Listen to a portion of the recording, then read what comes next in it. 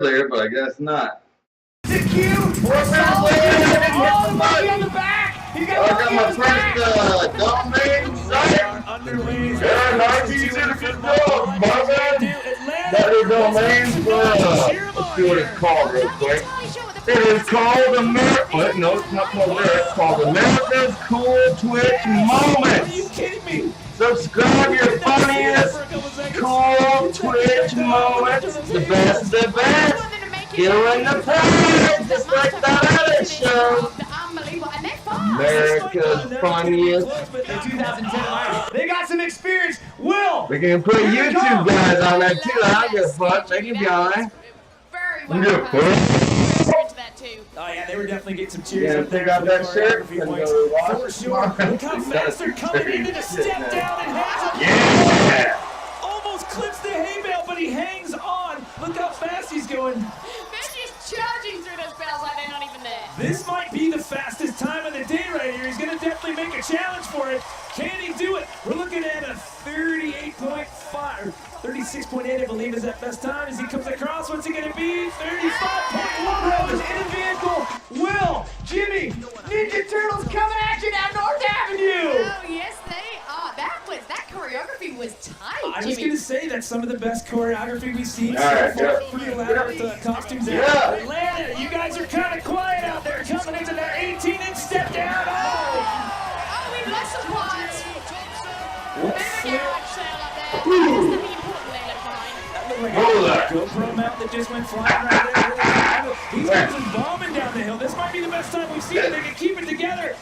Past the 1,200-foot mark. What is it going to be? Going across the finish line. Atlanta makes some noise for the snap. She's scared. Here she goes. Dude! What's that emoji thing? Ah, yeah! That definitely classifies as an Uber excellent against by the size of that vehicle and those wheels. Those wheels are definitely suspect. I was kidding me? Are you kidding me? What's that now? He got so squirmy up there. He's hanging on Atlanta. Are you kidding me? We might have another timer. We might beat the time record this go around as he gets across the finish line. Look at the team. It says dead man. Here he comes. Drop that mic. Drop that water bottle. Just running past the 200. This is one of favorites as far as overall theme up there. We were checking these out yesterday. But see, can he head with a step down? And he does. That's a pretty fast time, I think, right? Coming out to us now.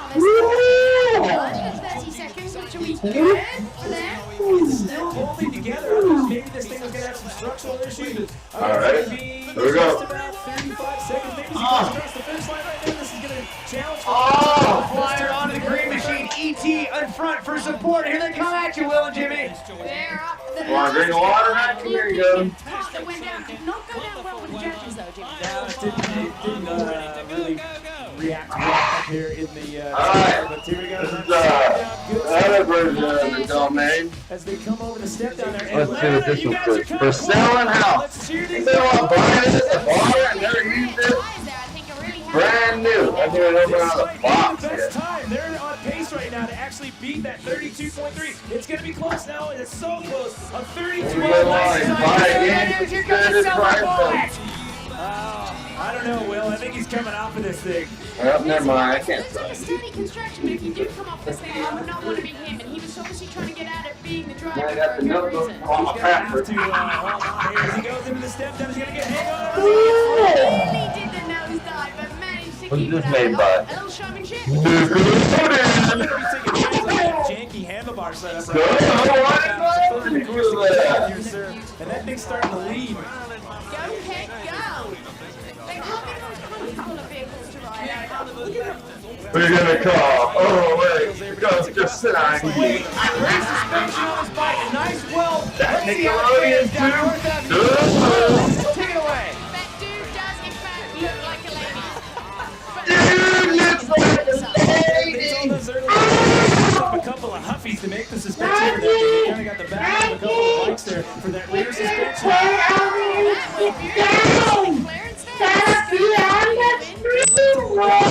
What's the deal with that step down out here that some of the other guys saw? Jeremy, I'll do that. Bombing down the hill here. Alright, cool, bro. This might be our best You're time. my roommate, bro. Here we go. gotta be on screen, man. Tell me I put Cross it that on the finish line in Jeremy 38.4 seconds. Train's coming at you guys. No, we got a couch. It's a little suspect in I this thought video. whole I don't know that this thing's got hold up. Look how wobbly that thing is. That may be for show, and they're working this on the pedals. I don't know, but they're moving at a good clip of speed here now. That's how you do it. You fly up it, you don't even care. That was the best execution off of the step-down feature that in my personal opinion, that we've seen all day long.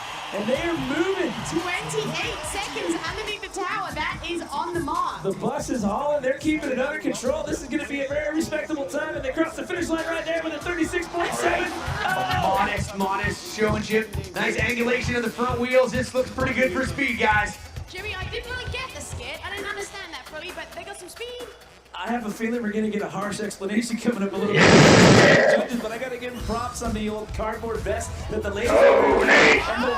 Just turn my toenails. I put that on screen one day. Makes some noise. That should have been a full-blown yard sale. And he manages this. Hey everybody, welcome to the There we go. I haven't seen this shit yet. It's gonna be newer to me. Series. We have returned It's the Snow-Covered Snow Mountains Slope Sunday Mountain. River Resort in Maine, where for one weekend during the winter season, this normally tranquil setting is completely interrupted by the roar Lay down, of Maggie. 900 horsepower Pro 4 Lay down. You're breaking the switch policy, man. You're showing your nipples, dude. Come on, man. Snowbirds, they don't mind because they Come get on, to bear lay down. witness to 9 Now they put that shit on the off-road weekend. drivers, the best in the I'll world, put you a going tank top next head-to-head, time, all right? nearly You want a 100 tank top? miles an hour, Look while at that. sliding Oh, and flying through the air. This off-road race. This is Frozen Rush. Oh, yeah, I You do, are watching Jeremy, the so, Red Bull Signature you know, Series. it doesn't apply for dogs. Oh, yeah, why didn't I think of that? Lay down. Come on, bros. Oh, yeah. Don't be looking at the junk in the trunk all day. Come on, junk in the kangaroo pouch. No, they don't want to be looking at that, no. They don't want to do that. Oh, yeah, this is the happening. Bro, my knees got back. Oh, keep it up. Let's go get a piece of tape and tape it on my ass, bro. Don't make me do it. Hold on, I'll see.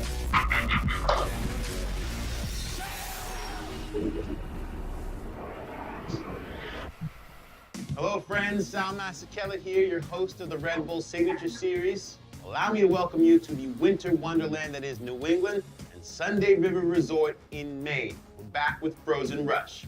This instantly became both a driver and fan favorite, and we find ourselves in our third year. We have our Pro 4 trucks that are powered by 900 horsepower engines tearing up a course made of ice and snow, navigating rhythm sections, whoops, jumps, chicanes, and drift corners with BF Goodrich tires made up of 703 spikes. The field, it is stacked because this is an invitational competition with the best of the best drivers. Names like Greaves, Renazetter, McCachran, Douglas, and 2014 winner Ricky Johnson, and that rating champ. Yeah, got Best two of the more best beers. champions. We're going to determine. Oh wait, these are warm one kid. beers. What the Getting ready fuck? for the last Those are chance warm beers. qualifier, so we'll check in with my We're friends gonna put them in the Jason cooler. Wagon, Duh. road legend, Mr. Cameron Steele. Well, thanks, Yeah, Sal. And the damn it. mountains Be right are back. about to Grab the come fucking alive warm beers with and bring them up the here instead of putting them in the ultimate cooler. If you get distracted and give 900 me the tape. horsepower, custom-made, four-wheel drive, Come on, off-road man. racing trucks. They're designed to race on dirt. Today we're going to do it in the snow. I got Jason another Wagon, invention, by Cameron Steele. Now, you're not a stranger to these machines being behind the wheel, be it in the dirt or even in the like desert. shiny It's tin, completely like, different conditions for the drivers stuff of they're the putting machines on to do. shirts now. Absolutely. It's I mean, we're like taking it from the tinfoil, dirt, but putting it's on the like snow gold and ice color. here at Frozen We can Rush. make a And the thing thing for you gotta think the about is the on and flat off makes it hard for sockets. them We to see can the cover up definition the of the light, terrain. up with and the down warm weather switch we've to been make it having look in all Maine, it's all it's made gold. it I so got it's one not on as it right icy now. as Looks it like has been it's over the zero, last but couple it's of cut years, out a which means little the bit course is more. going to break down a little It faster. look, When we get to it that probably look a lot better all gold. I'll tell you, it is going to be Just, rough I like it and this way hard for because the it shows drivers me a to button to see use. what they're Yeah. driving on. Hard to pick a lane to I race can in. show So that on the not screen, only but different I terrain do for it the the drivers, other way. different truck setup. Namely, they put spikes in the tires today. They're not used to that. It's going to tear this track up. We'll see who can adapt best. Let's get a report actually from right on the track. We've got Tina Dixon down there. What's happening, Tina? For a racing day here in Maine, you could not ask for much better weather. But if you go back to the end of 2015, there was actually no natural snow on this mountain. But on New Year's Eve, Mother Nature cooperated and about a foot of fresh powder fell.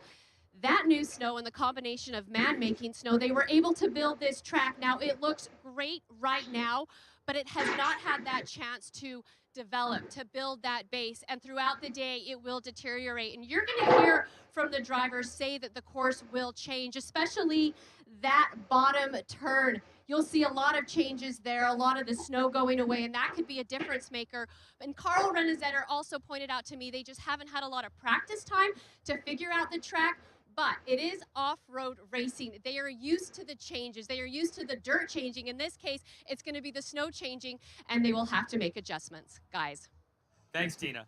Now, our first run is going to be our last chance qualifier. Our two youngest drivers in the field. CJ Greaves, 20 years old. RJ Anderson is 22 years old. And whoever wins this last chance qualifier will earn the right to go against the fastest qualifier of all in round one. That'll be Rick Johnson. So two young kids will have the chance to go up against one of the legends and one of the champions of this event. They will have the best course of the day, so the least amount of divots, the least amount of holes. It will break down from here on as the crowd's getting involved. This should be exciting, and it looks like CJ with a bit of the jump at the green flag, but they are side by side. They will go to two different lanes here.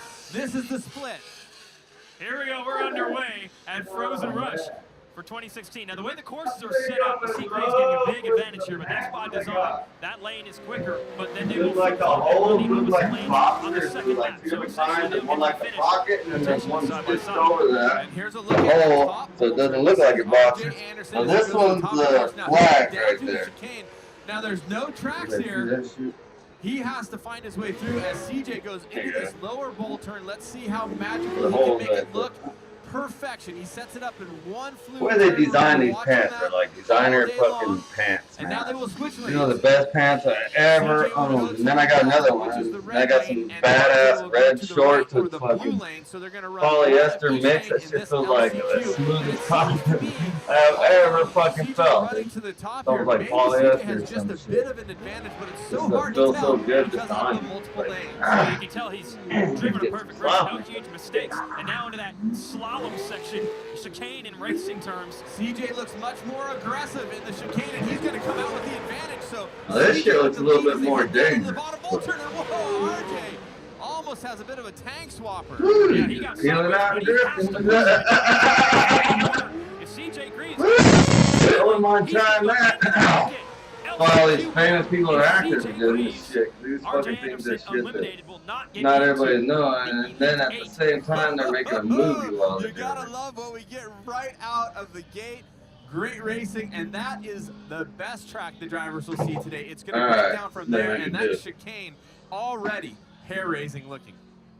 Very impressive, though, from CJ Greaves, who has not competed in this event ever before. He basically has had 4 laps under his belt, 2 practice, 2 qualifying, and then 2 beautiful laps here in this LCQ. Well, the major difference between the two got a unibrow. racing the Pro 4 all year. He's the Torque Pro 4 champion, won the Amsoil Cup, which is the big race for that series at the end of the year. So he's totally switched on to the 4-wheel drive, where RJ hasn't driven one since last year here at Frozen Rush. And you can really see the difference with the aggression that CJ brought through that chicane area. Beautiful turn for both drivers at the bottom of the bowl. This is something we're going to be watching all day. How clean The little music video thing. We actually saw Eminem's some looking trucks hella get good into and the wall sounding good. in that bottom bowl He's got it going on right now. yesterday in Oh, yeah, qualifying. stop So that that's thing certainly and a roll treacherous that. section. Remember, you're going downhill and then off No, camera. he's fucking gonna crush all the competition. So well done for CJ Greaves, who's adapted quite you bring up a Try to great keep point. him down, but he's gonna get up. Smoother than it'll be later in He's gonna the get up. From the Then first he season, goes trucks and down. drivers Then that he's make gonna those get sharp up. turns, Then he goes flush, down. hitting them in the face while hitting speeds close to Try triple to do digits. this a little Let's get more close than another preview one, from though. Bryce Menzies.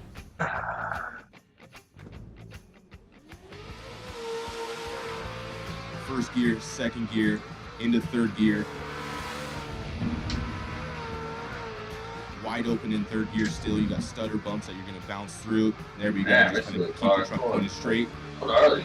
This is like So we're hard braking into the 90-degree left, downshift into second. You're going under the overpass jump. And I then it wouldn't tightens think up this shit really hard to existed. slide the Like, truck oh in yeah, second that gear. could And really then up right about big that. tabletop jump that we got. Yeah, I seen it and I believe in it. Check out All the famous people did the thing at the Fatburger parking lot. Across the Red Bull finish line again. Then we're going to take the red line this time. And it tightens up really fast. You got a sharp S turn. You got big whoop jumps that you're going to bounce through and try to keep the truck straight as possible. The licorice? Up towards the big over-under jump. We're going to hit probably around 70, 80 miles an hour as fast as we can up to the top where it's a 90-degree left. Damn, that's it. Oh man, it doesn't look like it's then right too, in second gear, and then down to the bottom again and over that crossover jump. That's huge. We're flying it, 150 feet. And then we're coming into the finish line turn, wide open as hard as we can, coming to the finish line, brake, downshift into second, throw the truck down as hard as you can with the snow and the ruts. Pretty more like the funny version. Of course, preview for Red Bull Frozen Rush. Well, some ski lessons there of the off-road truck variety. What sticks out of the Bryce Menzies course preview to go fast on this track? Well, all the shifting definitely sticks out, and something of interest. He's running automatic as most of the drivers are, but something to think about as we move on through the day. Rob McCachran and Johnny Greaves both running manual transmissions, which it sounds like are something tougher to be racing here.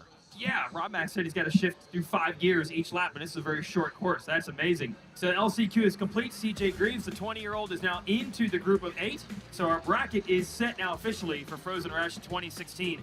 And some really intriguing matchups here. The way qualifying worked out, very first race we're going to see is Bryce Menzies, last year's champ, against Johnny Greaves, the man who almost won this thing 2 years ago in the first round. Well, you can highlight any one of these races because there's so many heavy hitters all the way across the board. We talked about all the champions, but I do love that first round matchup between Menzies and Greaves because it's the experienced veteran, so many race wins, so many championships against this youngster who has become the next generation or the next level of off-road racing. And let's not forget, Johnny's also running that manual transmission. Only he and Rob Mack, and it's been a little tough for them to start. They seem to dig down a little bit more than the automatics.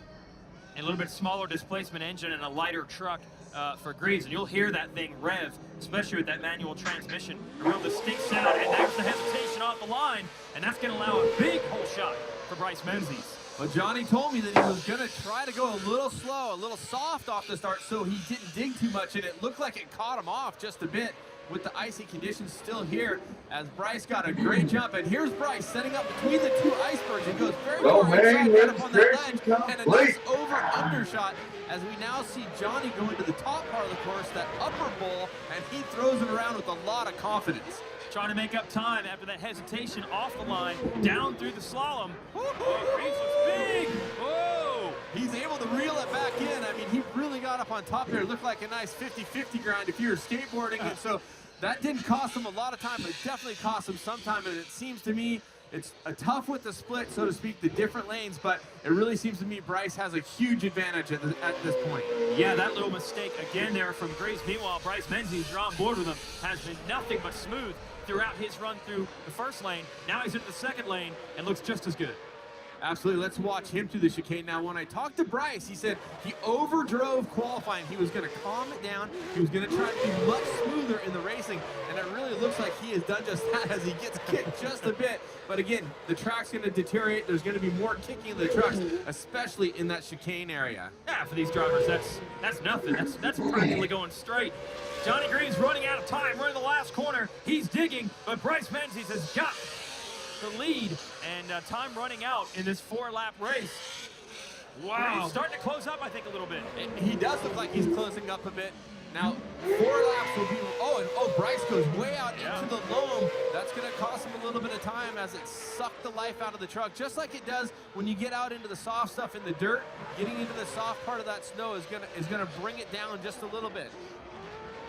Down through the ski slalom goes Greaves into the final corner. Solid lead for Bryce Menzies, keeping it in control. Yes, a big difference from what we saw from yesterday in qualifying, where he was aggressive right out of the hole and made a whole bunch of mistakes.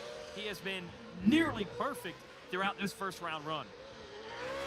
And Bryce he's just not, you don't see a lot of input in the wheel. He's being very conservative. He's He's being very precise as he goes into this top turn. Wow, apex is a very tight, nice. Backs in and rotates along the bottom, using less race course and keeping a very smooth line as you get a good overview of the chicane. He has quite a comfortable lead. This will be the last time into that bull turn at the bottom, so Bryce can be conservative and smooth and get it to the finish line, and he has this win right at his grasp. I think you saw one last mistake from Greaves trying to get through that over-under jump as quickly as possible. He's hustling, but it's not going to happen. Bryce Menzies wins his first round matchup against Johnny Greaves, and the defending champion is going to the semifinals. Let's take a look at some of this race between these two drivers. Let's take a look. Here's the over-under, and as we saw, it's a tricky place to go racing. Take a look here, rotating in. You have to go between what I call the two icebergs. You have to be really precise, and it takes a bit of a checkup because you can't really drift it around. It seems like the iceberg on the outside is placed in a very tough position. You see Bryce go to the inside near the trees, but he still has to navigate around that outside or that landing jump. And we thought there might have been an upset special in the works with Greaves trying to eliminate last year's champ Bryce Menzies, but Menzies able to hold him off. Let's check in with Sal Masekela. He's in the Red Bull Signature Series studio. When Ricky Johnson first tested his truck in the snow 4 long winters ago, it became immediately obvious that even a powerful beast like a Pro 4-wheel drive truck was getting a little extra to get up the ski hill. Enter BF Goodrich, where a standard snow tire like you and I have at home has about 100 spikes in it. The R&D department and engineers at BF Goodrich turned it up, developing custom tires with just over 700 spikes. If not for these tires, Frozen Rush, there'd be no rush in it, with drivers spinning their wheels just trying to get off the start line. Instead, we get high speeds on an icy course and massive roofs of snow as these drivers charge into hairpin turns. But these custom-built, one-off, not-for-consumer sale tires, they travel a long way to become the star of this show. Okay, top of the bully road, make sure you put both of your trucks there, please. Okay, race station, stand by.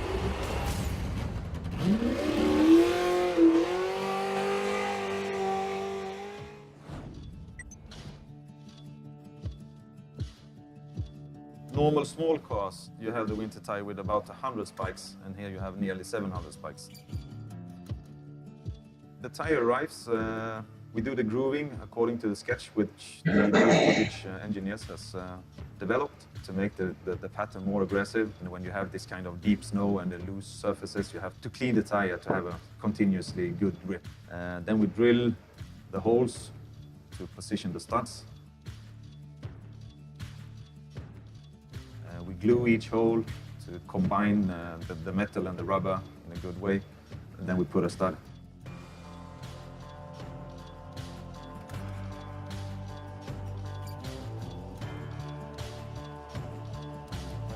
To design the tire, to build the tire, to stud the tire.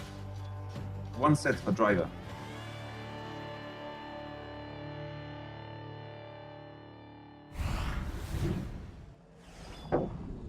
Ready to go racing now, so Rob McCachran's journey to try to finally get that Frozen Rush trophy begins here in round 1 against a very formidable Scott Douglas.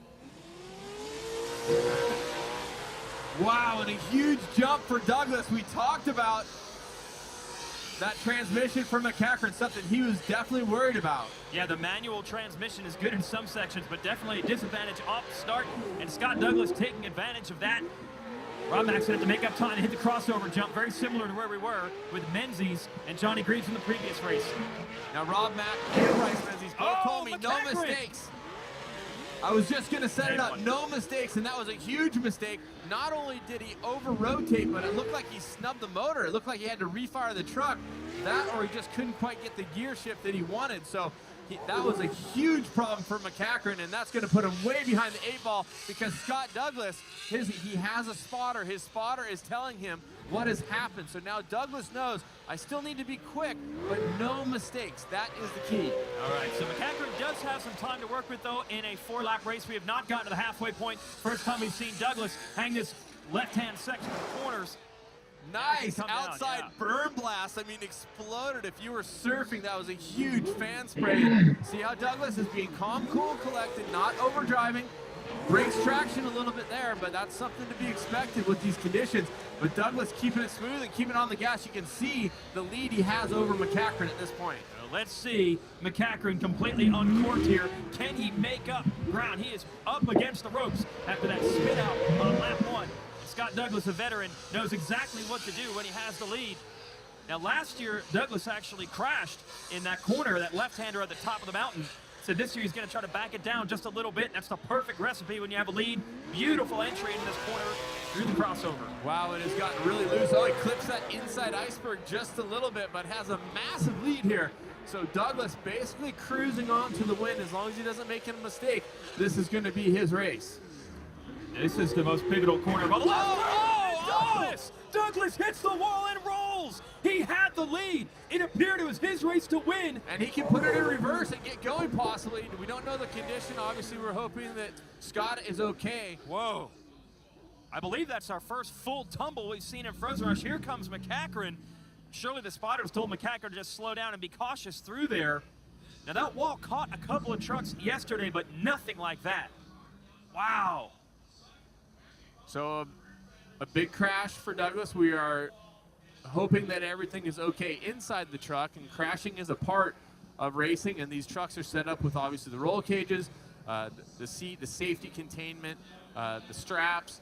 So the checkered flag has come out. Douglas not able to continue, so they have called that the victory will go to McCachran.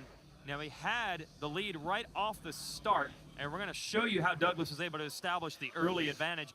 And you had talked about that manual transmission versus the automatic off the line, and once again the automatic, as expected, has a big advantage for Douglas. Well, just the torque converter cushions that acceleration and gets the traction in there, and just a huge jump.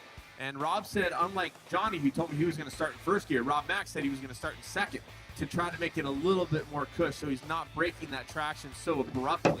But then he broke traction too much through here. Not sure what happened. And see, he had to refire. Yes. You see the exhaust come flying out. And this is the pivotal moment. I was just saying, Scott Douglas has this in the bag. He's just got to be cool, calm, and collected. He goes off the big jump at the bottom. Now watch, he sets up here. It's a two-part turn and almost looked like he went in too late. And he got into the wall. Now, something else to take into consideration is that we got some cloud cover, and it has changed the lighting conditions. It might have been hard for him to see the definition of where that wall was, and that is a huge tumble for Douglas. And no worse for wear, although he's going to be bummed as far as pride goes. But let's go down to Tina Dixon. And we did see Scott Douglas drive off the track, but wow, what a race. A lot of things happening there, Rob, from your early mistake to making a pass there past Scott. What is your perspective? Well, you know, this year the track's more technical than the past 2 years, and you know, I'm up here with the manual transmission. I just blew it. I went into that upper corner in third gear, and it snubbed it right there in the corner, so I had to restart it and try to play catch-up the rest of the way. And, you know, unfortunately for Scott Douglas, but luckily for us and Rockstar Energy, Makita, BF Goodrich Tires, and Vision Off-Road, you know, we're here in the winner's circle. We get to advance on and go into the next round. Well, I know you want that trophy. Best of luck moving forward, guys. Thanks, Tina. We're halfway through the quarterfinals. McCachran comes from behind with an assist from Douglas in that big crash. Menzies and McCachran go into the semis. Who will join them? We're finally get to see Ricky Johnson in action up against CJ Greaves and Carl Renesetter and Chad Horde. That should be a good race as well in the quarterfinals. Okay, we're halfway through the quarterfinals. Next matchup, we're going to have Carl Renesetter. You see him there in the 17 against the 9, Chad Horde. Horde with a bit of a jump, and he'll go to that outside straight lane, the blue lane, Renesetter to the left. And if we're talking about who has the freshest racing recently, Carl Renesetter most recently was racing and won the Lucas Oil Challenge Cup. So that is a huge win at the end of the season. That was back in October, so none of these drivers have raced since October. Okay, so the last time anyone raced, the winner of the race was Carl Renesetter. Let's see if we can carry that forward. Oh, mistake, and I should preface raced short course because there has been the Baja 1000 and desert racing, but Carl makes a mistake at the top of the course, and he's trying to be calculated down through that chicane there, trying to not set a wheel out, trying not to panic about making that mistake because, frankly, anybody can make a mistake at any time. All right, so Chad Horde, the man from Michigan, leads at the end of the first lap. Now, he did have the shorter track, but in addition, the lead's extra large because of the mistake from Renesetter, who's really going to have to hustle now as we're on lap 2 of 4 in this quarterfinal. And Hort told me he didn't have a great season, but with that new equipment, the new truck, he was able to get to the podium a couple times. They battled transmission problems and torque converter problems, and the torque converter really the magic part of some of the setup here with getting to the power to the ground. And look at how close they are. Oh. Here's Renesetter as they come together. They're going to come to this bowl turn very much. Almost side by side. Here comes Renesetter from behind. Now remember, he said in that piece he likes to be able to outbrake his competitor. He's going to enter on the inside here to the left of Hort. He gets right up against the door. But then a complete face full of snow, courtesy of that number 9 truck. So Renesetter at least has told Chad Hort, I'm there, I'm putting the pressure on, I'm making a pass. Well, here's his opportunity. The course is just split, so he might be able to get by him the next time when they come together. That'll tell the story. Renesetter driving a truck that he hasn't raced. Oh, and Hort Hort. with a big mistake. Going between the icebergs, he carried too much momentum out into that soft snow, and it took him to the outside. So And now Renesetter cleaned up that corner of the top big time. So this could be everything that Carl Renesetter needed. A little mistake from Hort, a clean run for him. They're going to come back together just a couple hundred feet. See who has the advantage. Oh, stepping out for Renesetter. Big lead for him. Not sure if there was another mistake for Hort, but now they're not even in the same shot, so a come-from-behind effort. Here they go. And we'll see what happens here as they come back together. This time it will be a better delineation with them now having done both courses the second time. Now, Carl Renesetter has never raced this truck before, and in fact, the front and rear end has been cut off of this truck that was originally built in 2008. Renesetter has the advantage here. Hort with the mistake there at the top, so it looks like it's going to be Renesetter, but anyway, Renesetter only has 15 minutes of time inside this truck at this setup, according to his crew. So Hort got through the white flag first, but he had to take the longer lane around the last time. So the estimate was the lead was Renesetter's, and it is Hort really sliding in there hard to try to make up ground. He closes in, but it's too little too late, and Carl Renesetter takes the victory. That was good heads-up racing. They each had their strengths and weaknesses throughout those 4 laps. Definitely, and the mistakes play into it so much. Let's take a look at where the mistakes happen, or what actually happened. This is the upper bowl, so this is the top of the course here at Sunday River, and this is a tough one. Watch Carl sets up, throws it in, gets into some of that soft. Now I think what happens is he got into the soft and it pulled him to the outside, and he had to correct, he had to bring himself back in, but good job not panicking and just jumping into the throttle and getting crazy. He kept it calculated, and how great is this one? Woo! Yeah, wheel to wheel, and again, all that snow dust. Good job by Renesetter to kind of shrug that off and stay close enough to then execute the pass. And then we talked about mistakes being made. Here's Hort. He went too wide, goes out into the soft, and has to recorrect in between the takeoff and the landing, or the dual icebergs. This looks too easy and fun, you know. It was relatively close, but Carl Renesetter is going Make it to the bottom, navigating knife edge ridges and cliff drops. Once a year, That's a hell of a fucking ball, dude. well off the beaten path, a rare collection of mountain bikers assembled near the outskirts of Zion National Park in southern Utah. They stand on a precarious peak looking over the precipice and valley beneath them. Their goal is to make it to the bottom, navigating knife edge ridges and cliff drops. Alright, this motherfucker's fear factor. The most progressive tricks to date, better than their fellow competitors. This is that is unparalleled in nature, both sheer skill and danger. Welcome to the 10th anniversary edition of the most prestigious event in mountain biking. This is Where's that at? and you're watching Las the Red Vegas, Bull Florida. Signature Series. Don't do the video. 34. Do this one. Video. I haven't seen this. This one a little more action-packed than snow riding with no fucking limits. Fucking just burn out all this stuff. It's fucking unreal, man. It's smart enough. Right, just that. Don't know what the new jeans look like. Amazon. Yeah! 5-star review. There's a shout out. eBay. 5-star or 4-star for everybody. You know, it can always get better, you know. know what I'm saying? Amazon, 4-star.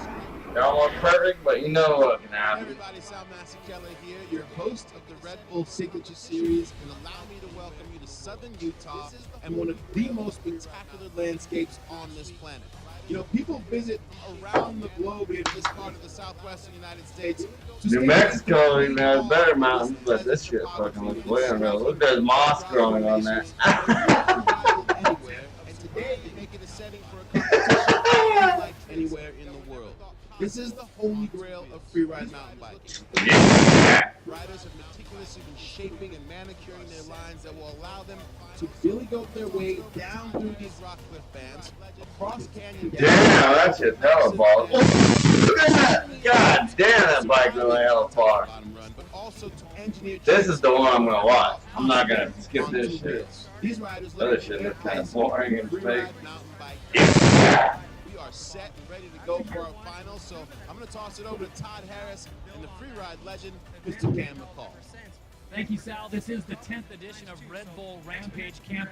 How important is it to the sport to keep evolving the way it has over the last 10 years? Well, it's absolutely amazing to see where it started and where it is now. You look at the first year, everybody's just trying to figure out a way to survive from top to bottom. After year one, it was proven that it was possible, and now you build on that. Each event that they've held ever since has progressed double, times two. So exponential progression, and now it's the 10th event, so it's no lie to say that it's progressed tenfold. You've competed in 4 of these events. How prestigious is it just to get an invite here? It's really prestigious to get an invite. That's the first hurdle. It's the proving ground out here, and just to get invited is a big benchmark to accomplish as a mountain biker. But then once you get here, the real challenge is proving yourself and proving to the world that you belong here. Well, the format is Civil Cam, best of 2 runs. They are scored out of 100. What are the judges looking for?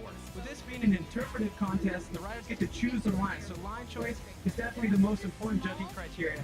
And then your favorites, of course, from other contests: speed, fluidity, amplitude, and of course tricks. Let's check in with the 4th member of our crew. Here's Tina Dixon. Guys, we talk so much about the drops that these athletes are doing and the tricks that we forget just the exposure that these athletes are having to face just to get to where they are performing their tricks. There is such a small room for error. In fact, walking along this track, your natural instinct as a human is to come as close to this wall as possible. So this is some of the stuff that these athletes are having to face. And, you know, I got a chance to walk up to Brandon Simonek's first drop, and I talked to him about it, and I said, you know what, that was absolutely terrifying going up there. But he pointed out to me, well, from our point of view, it's safer on our bikes, guys. Tina, definitely the bravest member of our crew. We get things. Yeah, it's just way good. Guys, how about that? Submit your video to America's Cool Twitch Moments. The winner gets a prize of a cash dollar amount, just like that other TV show. Duh. Let's make this happen, man. Somebody do this. It's gonna be so funny and cool, and it could just be like the highlight of the moment, you know, get the best prize and you gotta vote on it. Then we can make a TV show in Vegas for it. This guy's the rider's rider. Come on, we can do this. Such great style. He makes Got so much more I can offer, but you know, I got all these patents that are listed on there. Buy a patent, you can figure out how to do it. I got the idea. Dick Flashy's over, you gotta have another thing besides the paper towel thing on the head with the written comment on it. You're gonna have like a crow, a crown, and you can put an emoji face on a cloud face, and you know what I'm saying? I already did it on here. Brian Howard jumping across those 2 doubles manually and almost turning that section into a pump track. I know he's got a drop right here. Let's see if he can trick it. A suicide no-hander. Damn, that was hardcore, man. This guy just makes it look like it's fucking all easy and shit. He's sliding all around. Making his way down here to a wood-to-dirt booter. I couldn't do this shit. Woo! Damn! Huge upside-down fork down. The Utah shit looks like New Mexico, but way intense. More of damn! As he comes into the finish corral, Ryan Howard talking about is very clean. Nice notebook in there. 3 tricks in that run, linking it all together with amazing flash to Ryan Howard stop. We're going to take a look back at his flip drop. Pitching the seat with he's taking both hands off, landing low in that transition. Definitely getting the trick score as well. That's the style score. Nobody does a 360 quite like Ryan Howard. And then nobody can finish things off. Perfect way to start this event. So Ryan Howard, the first man down here in run number 1 at Rampage. The score comes in at a 66.75. That becomes I'm Jenny, and I quit smoking with Chantix. Just takes a lot of planning to be a smoker. It's like when you immediately to sneak out of here and go have a cigarette. I just knew I had to quit. And Chantix was the method that actually worked for me. Chantix reduced my urge to smoke. When you try to quit smoking, it's pretty amazing when you consider that 7 years ago, we didn't have the shoes we have now. We cure 80% of children. If you think about that, I mean, go back 50 years, we were curing 20-30%. It's the miracles we're ignorant of. We understand what makes this cancer chance. And of course, without donors from around the world, it's just going to happen. There's one thing to focus on here, research. It's beating the mental health problems. Decrease alcohol use while taking Chantix. Use caution when driving or operating machinery. The most common side effect is nausea. Thank you, Chantix. I did. Ask your doctor if Chantix is good for you. Any insurance plans cover Chantix or Robles or copay. Super exploded up there. Like the smallest truck. Pretty scary. But it's so cool to run down there. I'm a patent machine. Got 10 patents that people need to sponsor for me. If you want to do it, you can make some money. Dick's the last resort. You know, I think for the kids, it could be a crown with the emoji face and maybe a comment. You just print the emoji face on there, and the kids are going to be doing that all the time, man. And adults can do other versions. They're so fucking proud just to do that, man. Can we show you what it looks like? Come on, man. It's like this. Oh, yeah. Yeah, boy! Like that. Dropping my body. Heaven's not here. What's mine say? Oh wait, what's yours say? Dude, what's mine say, man? You have all emoji faces, all of them. Get a stamp, put it on there. Yeah! Dun, dun, dun, dun, dun, dun. Look at that fucking formation on that fucking wall. Man, this, I got the floor line of the 4 corners. It's like the fucking best of the best. Drive around the rest. It's got hills. It's like California. I love driving there, man. I miss it. All this flat land shit. It's crazy. Look at that mountain. You gotta drive all around the mountain to get down. God damn, that's a hella hardcore. You know what's going on through their head. We have Randy Metalier on deck. But first, let's take a look at the action we missed while we were away. Well, Brendan Fairclough, another crowd favorite, a free racer as they call him. A free racer.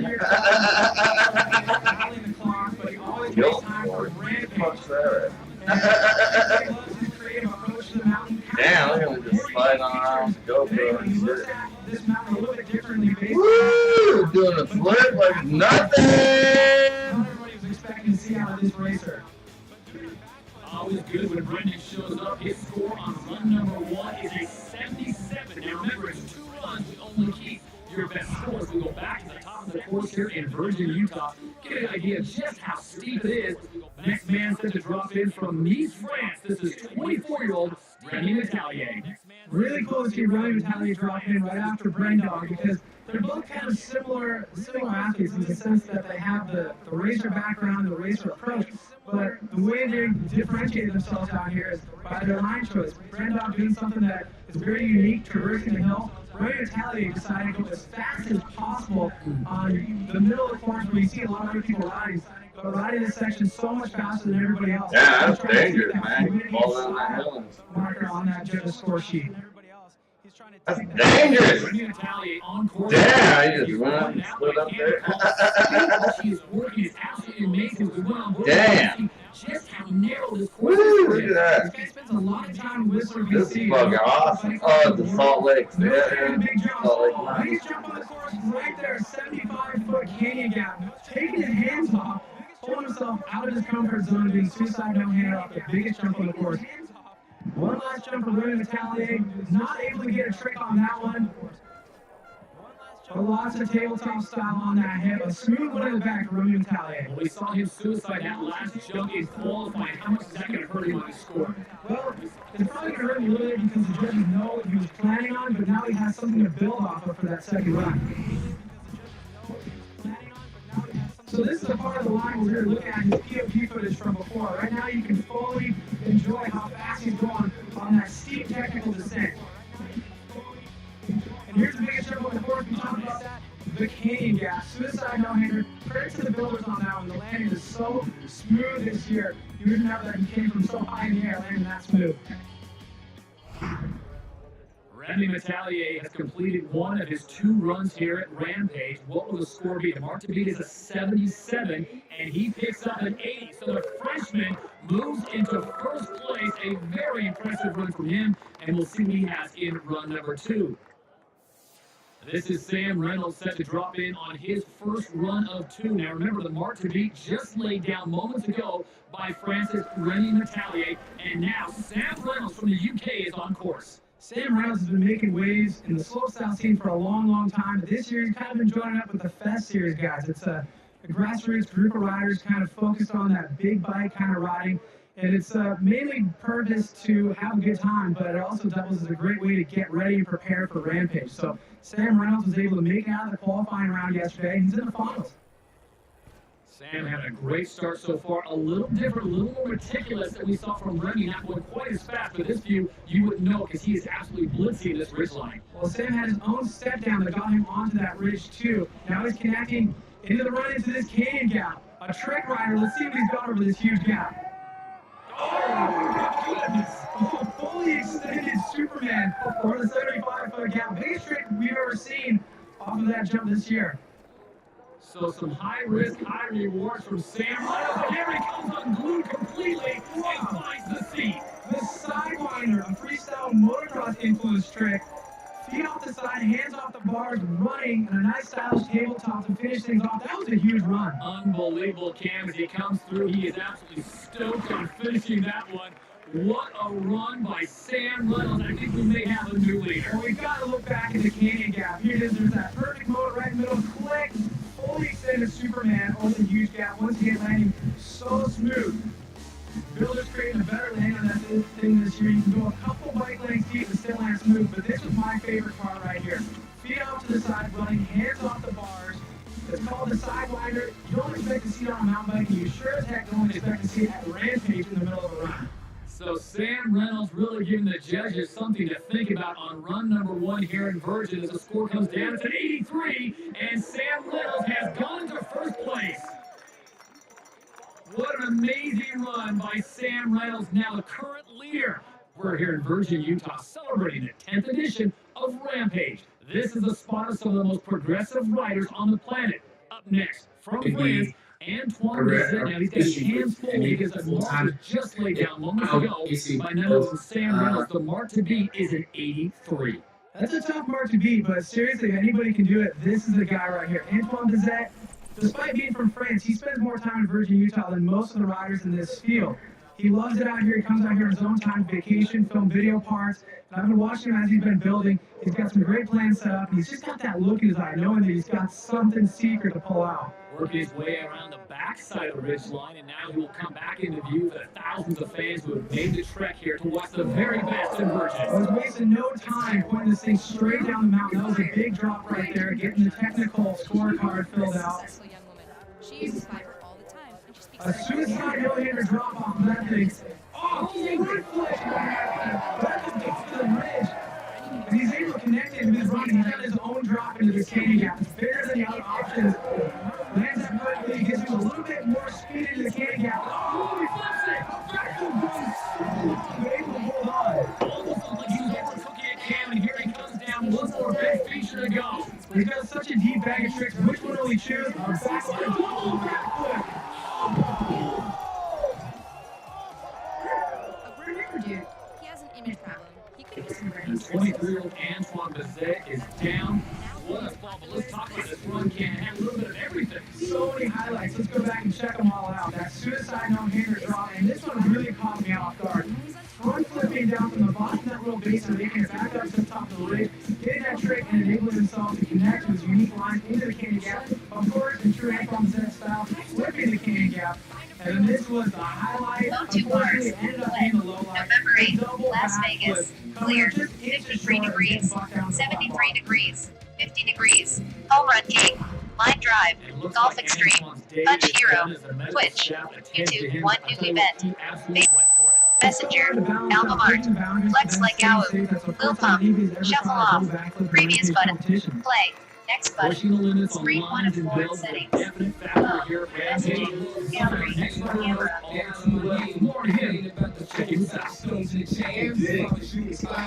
Biggest madness in the sport. In history of Rampage. 360 off the center for a win in 2010. He also did a backflip off the same feature in 2013, as well as last year pulling off one of the most maniacal 360 drops ever done on a mountain bike. But as this guy continues to go bigger and bigger each year on his bike, he also has undergone a major life change, as he's now a husband and father. So how does that rider that everyone expects to go bigger and bigger manage to balance that role as a family man? I just think it's a limit. You know, I knew the man's a good woman, and I wouldn't be able to do it without Amanda. I would put her through the ringer, you know? She's been crying on national TV year in, year out. That's the name of it. Superman. As you know, any pregnancy can lead to a little bit more emotions, and I'm not doing help for that. Aww. With the family, I have an almost 2-year-old daughter, Ayla, and then we just got married. There is fun right there. Any father would know, you can't tell anyone about it, you can't explain it, but you're a changed person forever. And you want to just hang out with them, just watch them giggle and smile and tell everyone else in the world, but they wouldn't understand. But it still makes it a little harder, right? You know, it's like you have to coordinate your day and plan it out a lot more, and I have so many business ventures going on right now. I started a grip company in 2009 called Census. We saw mostly grips, and that gave me the opportunity to bring over YT. It's a successful brand in Europe for over to North America. And my brother and I run the North American franchise. A lot of these athletes up here today, you know, they're still living with their parents. And then you fast forward to, you know, guys like Zink, you know, they have kids, they got a family to support, they have more years, stepping into businesses. I still just feel like a kid riding a bike. I'm doing the exact same thing they're doing. I'm trying to find the best line, build the best line, and then win. We're all in the same boat, and it's kind of funny to think I'm the only dad out there. And Cam McCall's sitting over there, you know, commentating, doing the responsible thing for his family. Mountain biking is my job, but it's still the best job in the world. And like any job, you're gonna hustle as hard as you can to feed your family. Yeah. Getting married would maybe slow down most people. All right, yeah. Stop Cam's sake. I just want to reach my potential, and I always try to find something that I want to do the biggest thing I can, and I found it. For this or that or the other thing. He blows my Come mind on, every you. single rampage. So I'm Come on, you. see what he's gonna do. I don't think he's gonna slow down anytime soon.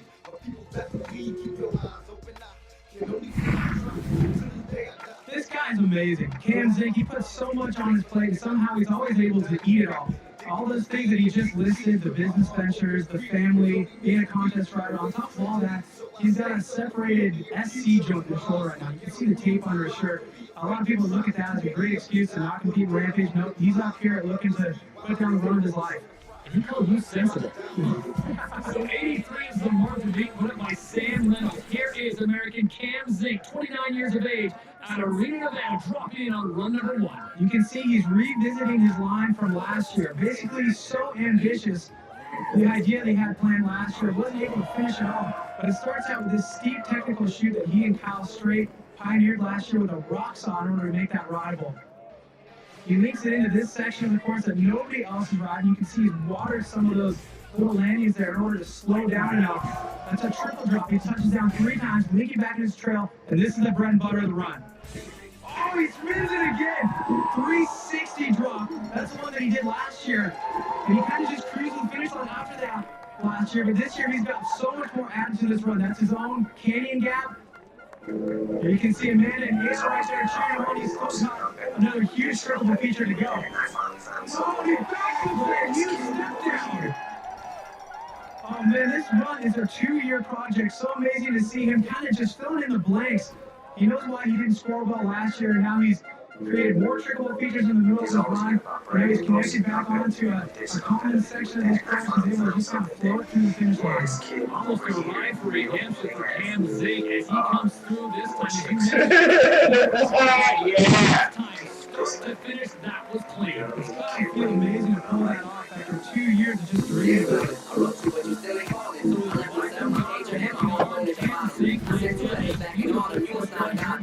And so many highlights of this run. This replay is gonna view like a highlight reel right there. It's got steep and technical. It's got these drops right here that have to be linked together perfectly. If you overshoot one of them, it derails the entire train. And of course, right here, the 360 drops. The biggest drifter in the train, 360 drops. And this year, he did it twice last year. And the third time in a row, stopped in here in 2015. And that's not the case this year. This backwards step down. Nobody knew that it was possible to call the new triple step down the bottom. Of course, he found it. Unbelievable run for the young man at his life is not looking on the mark to be 83, and he goes 89, 25 to go into first place. And he's now in line with Martina Dixon.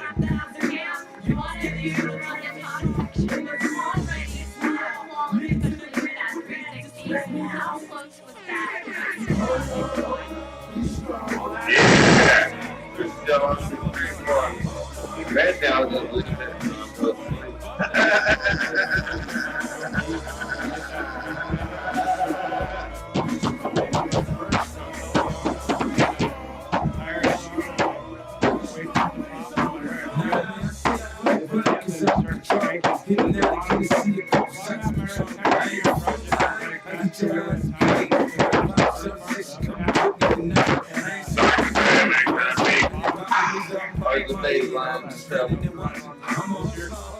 You can tell them I'm paid and I'm protecting that. I've been out to my blade, nigga. You get okay, I'm not in city. Cause I went to the trillion. Yeah, I be on this shit. You should see what I'm talking about. Just to get to the I'm just doing my thing. You want to reach the game. I tell my brain shit. You front your how to get it. All your ass and your love to that.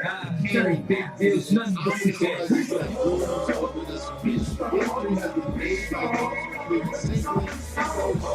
Have fun.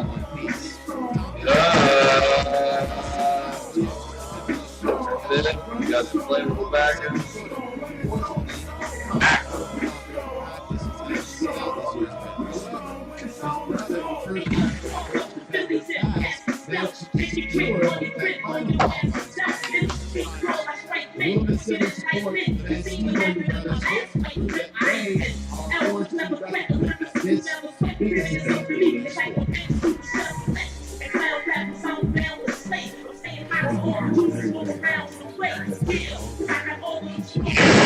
Freestyle rapping, battle rapping, showing the videos and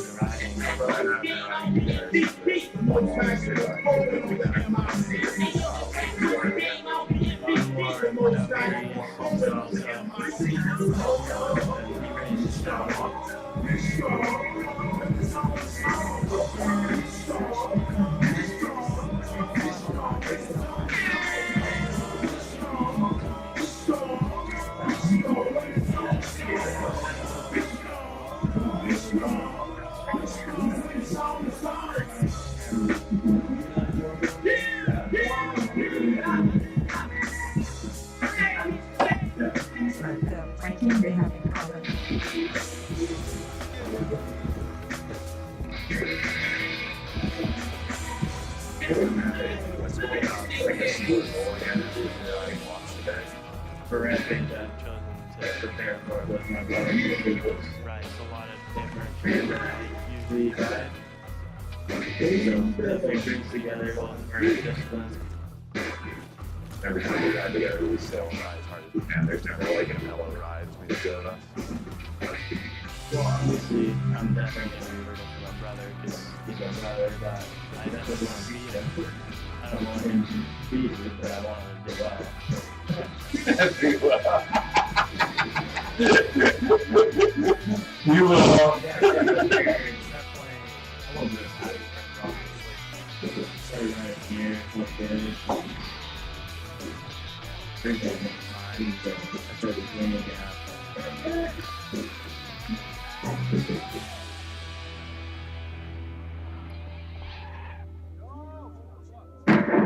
Tasted pretty good and had to pull out unfortunately, but stoked to see. Damn, bro. I'm excited to just watch him and have no So pressure good, on though, myself now. I'm just gonna be nervous for him. So with his brother Tom unable to go this year, it's all up to Bass representing the family name of Van Steenbergen. Now, the 21-year-old dropping in for his first time here at Rampage. Cam, think back to the first time you came and competed at this event. What was it like? Yeah, it can be very overwhelming, but Bass is one of those guys who has a very precise riding style and very calculated as well. So it's great to see him and his brother both coming out here and interpreting this mountain in completely different ways. They represent the yin and yang of the opposite ways to interpret a freeride mountain biking. Tom with the crazy tricks and Bass with just the precise style. So as he picks his way through this craggy mountain here in Virgin, Utah, carrying a lot of speed. Remember, the mark to beat is an 89.25 put up by American Cam Zink. So we'll get to enjoy Bass Van Steenbergen's style in this run because he's got a full sequence of hips, slash corners, nose bonks on this run. If he can link it all together, he's definitely going to get a lot of points for fluidity. There we go, nice whip on that hip coming into a nose bonk. There we go on that floating rock feature that they chiseled out of the side of the mountain. Now this is where he starts manualing and pumping to pick up a ton of speed. He's got a longer gap here than a lot of the other riders who ride this section. Gapping so far with classic Bass Van Steenbergen style, smooth through the finish. You can look up the hill and see his dust trail exactly where he came from. Very technical run for Bass. He makes his way down here in the final for the first time for this young man. Wasn't big enough. Didn't have the wow effect that you're looking for. Well, it may not have had tricks, but this isn't a slopestyle contest. This is a big mountain freeride contest. Your line choice is very important, and your style on that line. So This shit is so fucking crazy though. Just fucking like riding down hills. That nose bonk right there. Also I've done that before, but not like that. So good first That run for Bass Van Steenbergen. That shit's fucking crazy, man. You go down a hill like. He's at fifth place for the time being, and he's standing by now with Tina Dixon. You said you just wanted to qualify. So what's your impression of riding here in the finals, especially with your brother watching? It's good for sure. I can hear him screaming on the way down, and yeah, no, it's just a good time. A little less stressful than trying to qualify, so yeah, it's fun. What's your impression of that first run? Watching you ride, you have this style, and the judges definitely reward that. Oh, thank you. Yeah, I don't know. It's a good time riding down that mountain. All right, well, it's fun to watch. Guys, we'll send it back to you. All right, thank you, Tina. The youth is still in effect here in Virgin, Utah. We go from Bass Van Steenbergen at 21 to 22-year-old Brett Reeder, the fellow Canadian, and this guy has ridden his bike all around the world. But again, this becomes the mecca for these guys to come back to Virgin, Utah. So great to see this Virgin, Utah. He's a virgin. Rampage. He's hit that He's become such a well-rounded mountain biker. And I remember a few years ago, riding his first Rampage, feeling like he didn't belong. But right now, it's obvious watching him ride down that steep section, going right down the belly of beast in the forest, and he belongs. A 360 drop. 360? How do you do that shit? So big, high risk, high reward Damn, early for Reeder. Reeder riding a similar line to last year. He did that last year. A flat drop backflip, no lip to help him initiate the rotation there. He's got to get all the way behind the bike. Way more technical than if there's a lip. And another 360. Yeah, that's a big going off. The S&B World Tour. This dude's probably getting the best fucking ride and shit. And he comes out here every year to try to get points for that overall, but also just to push himself as an overall mountain biker. And man, he has evolved so much in the last 2 years. Had a great run here, and look at this, the last big feature, he backflips it. Big backflip. He was looking for combo there. I saw his bars in his lap. He wanted to take the hands off. That's what he did last year. And I know The judges love it if you can get a trick into that backflip, get the variation points. But all in all, top to bottom, he had 2 360 drops, a flat drop backflip, and a flip over the last double. That was a great run. So the Canadian wheels into the finish corral. The big question now for him and the judges, is it enough to take down Cam Zink's 89.5? Look at this view. Damn, look at that. How incredibly steep it is at the start. He's a fierce competitor. He knows how to strategize, so he has the steep technical Damn, side, he's doing but he also flips. has the tricks that you don't only see You on got the top spot. backflip. Number He 1. had 2 of those Looking down on number 2. Number 2's looking up going, God damn, I cannot be number 1. One in our 2-run format. It's an 81.50, so that will put him in the top 3 for the time being. Cam Zink continues to lead the way with his family at his side, and 89.25 is the mark to beat. As we head to the very top of the mountain and check out Kyle Norbron, who is ready for his first run of 2, the 29-year-old from Prince George, British Columbia. Kyle Norbron is such a fan favorite out here. Everybody loves watching him ride. And it was cool seeing Brett Reeder drop in that run. He had 2 360 drops. Kyle Norbron was actually the first guy to ever do 2 360 drops in the span of 1 Rampage run a few years ago. And that's really what gave him such a huge following. Big drop to start things off for Kyle as he's on course now, picking his way through this area. He's got this thing memorized, but how difficult when you're throwing backflips out there, can you get lost on this mountain? Oh, well, seriously, everything kind of looks the same, so you have to memorize every little bit and piece of it. He's following a similar route that we just saw Brett Reeder ride. Yeah. Where Brett did that first 3 drop, Kyle Norbron just did a backflip. I didn't even know he had Dog a strength. up there on the mountain. Hey, So, bro. surprise the Give judges. me the They remote kind of put you outside the control. comfort zone. No, you're gonna scratch remote. I got this Now, shit, making man. things a little bit Sit more right down technical there. right now with a slow Alright, clone ball. put I that, think he's got another triple drop here. He does 360 drop. Oh man, we're rotating a little bit, throwing up a nice dramatic plume of dust. And just carrying a ton of speed, Cam. Sit. Oh, he needed a trick on that jump. Nice stylish one-handed table type of thing. And Well, lay down. another Another 2. not that big of a deal that he missed a trick on that last jump because he had that I set must down get a foot, dog. that 360 drop, a ton of smooth fluid style, Get all looking everything together. muscular on the Good job, shoulders. Norris. So Kyle Norbron, a clean pole That's a start. raw on muscle run right number there. 1. This should get him in the That's top all 5. Very technical. He had the big drops. I know what you're saying. Oh. Magic number. All right, I'm sorry, bro. I know you're muscular. We get into I'm gonna try to get you to water. Yeah, water. backflip so blind. I can only imagine he wasn't able to see that landing until he was already on it. Water. And then exactly what he's known for. 360 drops at Rampage, throwing up a nice plume of dust. Classic North style. And the score now coming down for Kyle, it's going to be an 80.50, so he is in the top 5, checks in 4th place right now. So 2 Canadians right now holding down the top 4 positions as we go back to the top.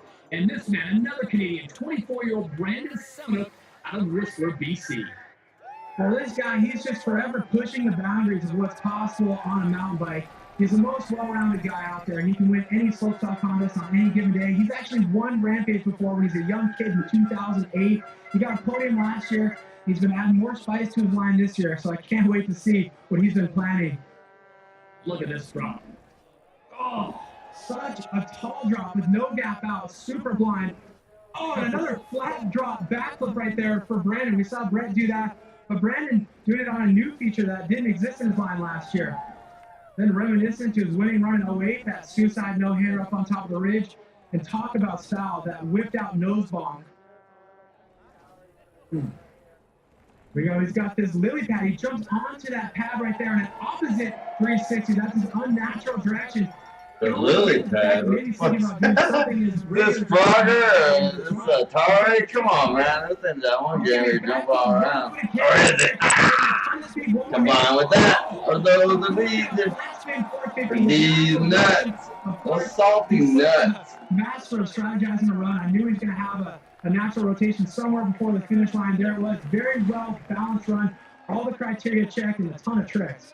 Brandon Seminick from top to bottom, he had a little bit of everything technical. And how about his first huge drop? He's the only one who rides it. It has no gap. You literally can't do a practice run into it because you would fall off the cliff. So it's full commitment all the way. That nose bump right there. There's going to be kids trying to imitate that for the next couple years. And of course, the opposite 360. You wouldn't know it's opposite unless you know Brandon because he makes it look so smooth. Backflip 1-footed can, taking his foot and putting it over the top of the bike to add in that variation trick. Then here's that natural direction, flat spin 450, 450 degrees of rotation because that jump is hit, landed perfectly. So Brandon Semona's first run is in the books, and the score comes in at 94 even, and Semona goes into first place. A huge score. We're into the 90s, a 94. That's going to be tough to beat. Yeah, and the second rider ever in Rampage history to actually get in the 90s with that 94. And you and your build crew had the opportunity to fine-tune your line with this Rampage. How effective was that for you? Oh, so effective. Just because last year was so much to build, and then this year we got to actually go back, build all the things we wanted to do, and like tweak it, make it perfect. And that whole line's so rad. Like, it's so much funner, faster, more airs, and that's good stuff. You came down here so pumped up. Just what's your initial reaction to that line? I mean, it's just like so nerve-wracking being at the top of the hill, and just to like stare down it for like an hour, watch your bike descend, it's so nerve-wracking. So like you get to the bottom, you're just like, yes, made it. I'm not on top of the hill anymore. It's just like, you know, even if you ride the ridge down, it's like a relief every time. Well, you did it in a huge score, guys. Thank you, Tina. The bar has been raised to 94. Right now, let's check in with Sal Masakela.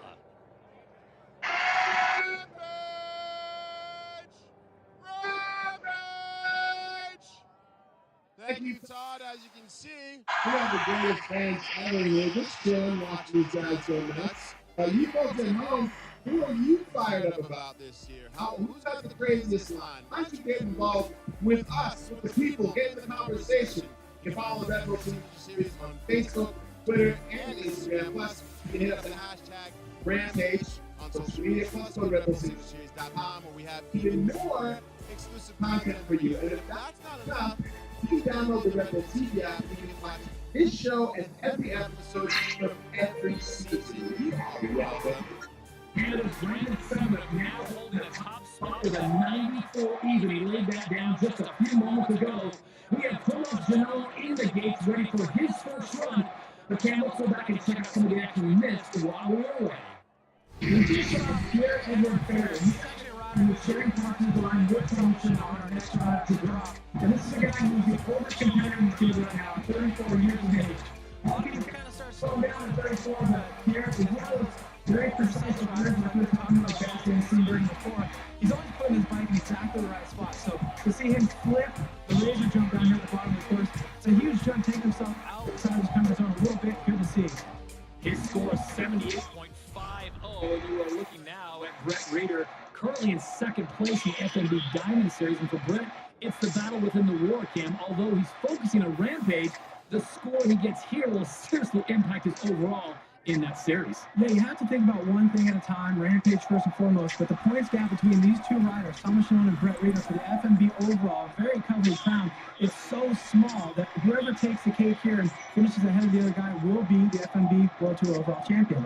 So here he is, Thomas Janot out of Belgium as the international field continues to attack this unbelievable course. And this young man, he is just stellar, the skills he has on the bike. And he's looking so much more comfortable in the big bike every year he comes out at Rampage. He's been coming out for a few now. And, you know, being so close to winning FMB overall crown, that could be huge for his career. And he's got everything necessary to be able to pull that off. He's coming into a bit. Whoa, he decides to double that step down.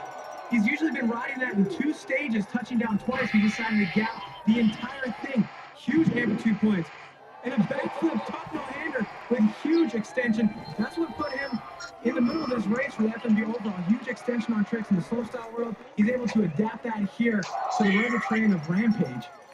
Cam, this has got to be a top 3 run. When he doubled that section that he's been dabbing down in, he absolutely covered some serious elevation in one big chunk. I actually can't believe he did that. At the start of this run, I knew what he had planned because he's been working on this line for a long time. That technical drop right there, putting it straight down the mountain, steep technical. He overshot a little bit on this, but was able to muscle through, focus ahead on the next feature.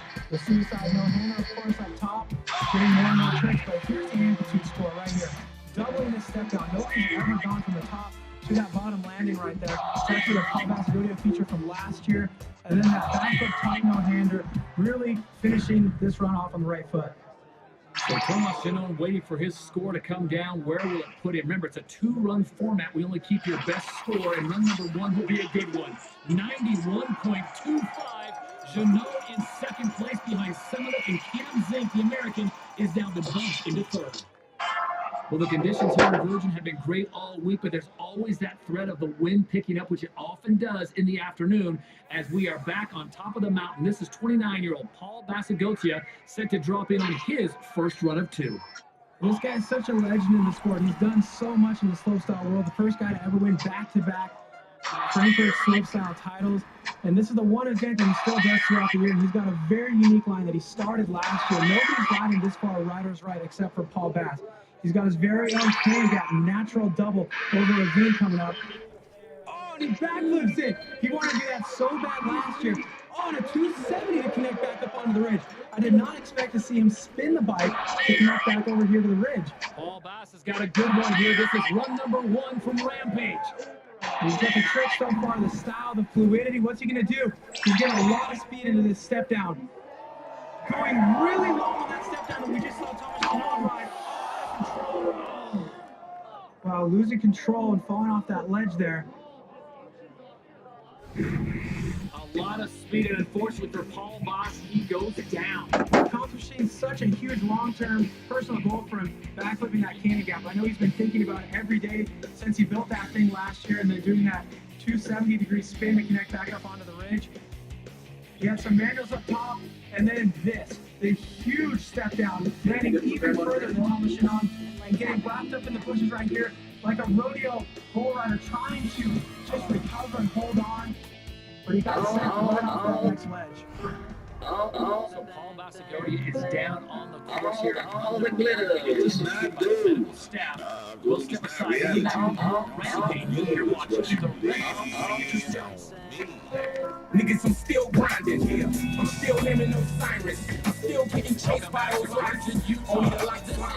My mic's on. And my time is money because I'm writing more. And I ain't here to be the soul in this business. I'm here to eat, speak, and these hoes feel this. And I can't let y'all derail me, man. I get a young Kobe, homie. You gotta like Noah Obi. Cause Obi be back. We get them cracks going on and that yak going on. Soon as a nigga touchdown, back and torn. It's whatever. Put that on the track, man. But in the meantime, it's Jimmy out here in fire. Chase cheese rhymes with my voice give out. This is it, my niggas. This is what we boast about. Now I'm here, so shut your motherfucking mouth. It's your love, bitch. If there is a sentimental value, this is me, Grand Legacy. Only a fact that I competes in 3 years. Most players is not good enough. We want to really try to fight. The combination There's a certain mystique when I speak that you notice it's sort of unique. Cause you know it's me, my poetry's deep, but I'm still matic the way I floated this beat. You can't sit still, it's like trying to smoke crack and go to sleep. I'm strapped, it's knowing any minute I could snap. I'm trifling of what would happen if Bush rapped. I bully these rappers so bad lyrically. It ain't even funny, I ain't even hungry. It ain't even money, you can't pay me enough for you to blame me. It's not zany, you just ain't zany enough. To rock with shady, my noodle is cock-a-doodle. My clock's Google, I got you know, this place really defines this riding style. Yeah, the whole kill's a brutal, I'm just brutal. It's no room, I'm numeral, female, assume it. There's no humor in it, no more you know. I'm rolling with a swollen bowling ball in my bag. You need a bag to come and tap a hole in my ass. You better love me, and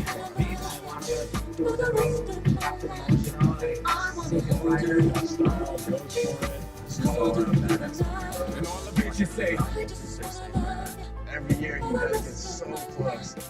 He's been moving like over 5 years, like the last 3 years. my buzz is crazy in the hood. They holler my name. If it ain't about the flow, it's about the stones in the chain. If I was you, I'd come there too, I roll like a boss. Now 11 pounds, same color as cranberry sauce. I ain't going front, I ain't going crazy with this shit. Let me find out he fucking around with Bow Wow. A year ago and 2 years ago, He's just, for some reason, had the worst luck ever here.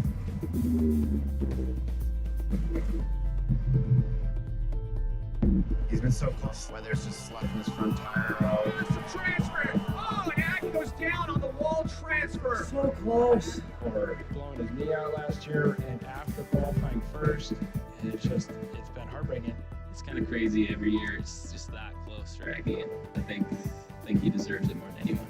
I can't wait to my finals with him. Today we're discussing new Actually sharing the simple same line servings and cafe. can't wait to watch him ride and ride at the team and hopefully you guys Fingers crossed. All the glitter. Yeah. Gold is not reality. Yeah. Camera on my TV. See what I see, but you got the video explained. Yeah. Only a light in my microphone, and my time is none because I'm writing more. And I ain't here to be the stuff in this business. I'm here to actually be behind these whole filters. And I can't let y'all derail me, man. You know, Kobe, homie. You gotta make such a OB quintessential MVP backer. Get the cracks going on and that yak going on. As soon as a nigga touchdown, passing torn. Right here to race on this. But in the meantime, with Jimmy Hakeem form right now, cheese rhymes for my voice, give out, keep this is it, my niggas know that we both of mine. Now I'm here, so shut your motherfucking mouth. It's so good, I kick out the back end, roll the dust. Don't let you get a big step down, and he takes his hands off. Suicide no-hander, we haven't seen anybody trick something that's high tip this year.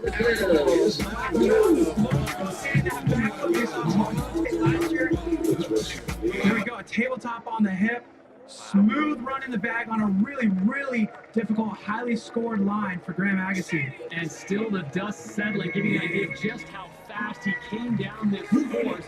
Graham Agassi's got one in the books and one still to go, and that was an impressive run.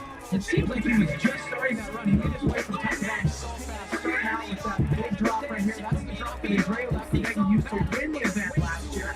It's what Aggie has used the last 2 years to qualify first. And of course, the style on that hip. Another rider where you can see a silhouette of them and know who it is.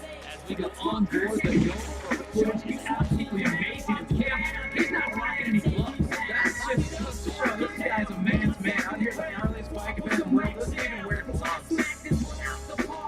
So what will the judges give Graham Agassi? He has been here so many times before. Is this the run?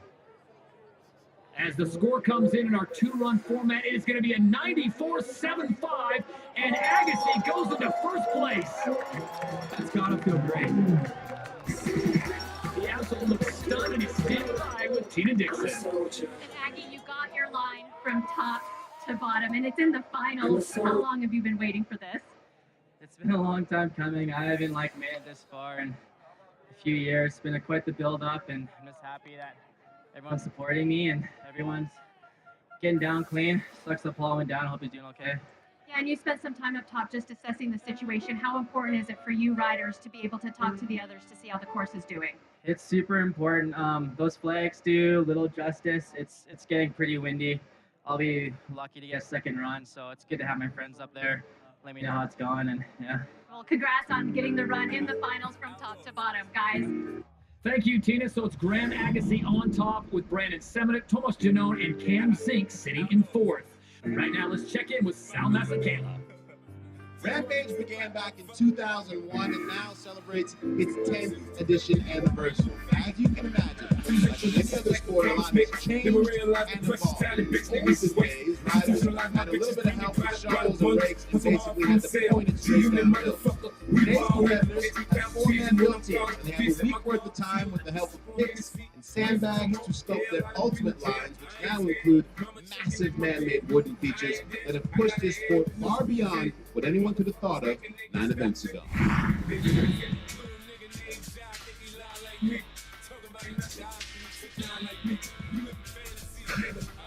So much effort, man. It's not easy. Not everyone can just build this stuff. You gotta be pretty experienced. Yeah, the building is huge. It's almost like 80% of Rampage, I'd say.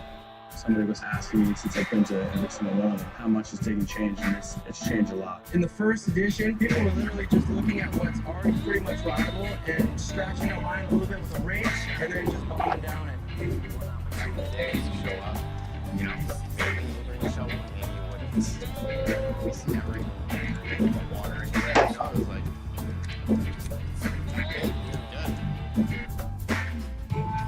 A crazy thing happened in 2004. Water fell from the sky, and I feel like everybody went, holy cow, you had water to this dirt. you can make it do whatever you want. 2008, that was the first year of pre-built features by the event. Nowadays, forced to do more elaborate builds, bring up sandbags, and now everyone has build crews. Now the level is, your dig team is equally as important as Which has allowed the riders it's just been a push and shove between building and riding to progress the sport as a whole. And now in the 10th edition, as you can see, you've got some ridiculous lines. No one could even build these lines back then because the techniques didn't exist. It's pretty cool. Everything evolves. It's kind of fun to see how it changes every year. And a tip of the hat to all the build crews. Cam McCall, you were a part of that as we get a look at our leader right now, Graham Agassi. Yeah, it's crazy how much work goes into it. It's about a week, everybody just shoveling, blowing their backs out, but it's all worth it when your rider stomps their line. Agassi is the leader, followed by Brandon Semenuk, Tomas Janone sitting in third, and this is Kurt Sorgi. The Canadian invasion continues, and I don't know what they're feeding them up north, but these guys all have just wicked skills. Turns out Canadians love big mountains and ride bikes a lot.